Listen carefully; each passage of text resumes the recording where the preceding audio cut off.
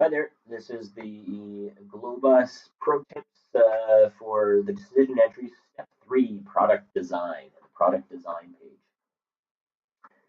Let's go over into the Glo-Bus and I'll give you an example of product design. So step 1, I want to crank the R&D to 0 temporarily. And I also want to go into compensation and facilities and increase both of these, all four of these, to the maximum they can be, and that will get rid of the problem where the earnings per share will be affected by lost units to the competition. Next thing I want to do is examine the number of models. Now for high PQ, I can stand to have a little bit lower models compared to the competition. Where do I find what the competition is doing? I look at the comparative competitive efforts, which the guide, Glo-Bus guide, says that we need to definitely be familiar with. And I look at the number of models for each area, and there it is, the industry average. Now, my PQ is pretty comparable, and we're company J there. My PQ is pretty comparable to all the rest of the companies. So I want to have my models be fairly comparable to the rest of the companies. If my PQ was much lower, I'd want to go with a much higher model. And also, if it was my PQ is much higher, I can stand to decrease the number of models by a little bit. Don't be too far off, but you can be fairly do fairly well that way. Now, what PQ should I target? Well, the PQ that you should target at the beginning of the game should be a little bit lower, in my opinion, than the industry average, and sometimes substantially lower.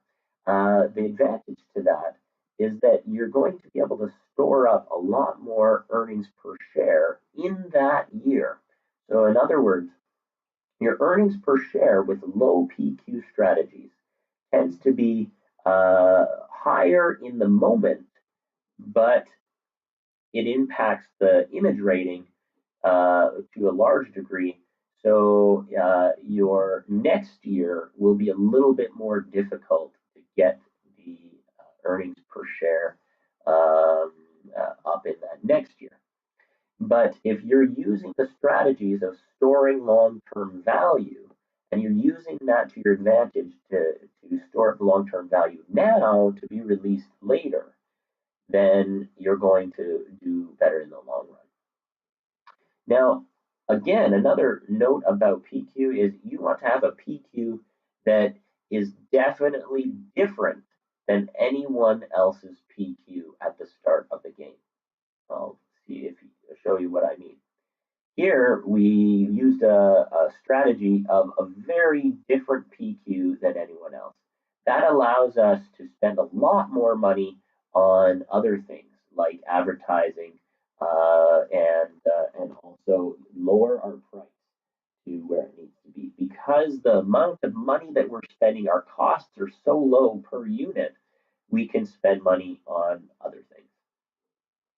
So the next thing after you've chosen a PQ target is to design your camera or your drone for the lowest possible cost given that you're targeting that PQ. I'll show you what this means.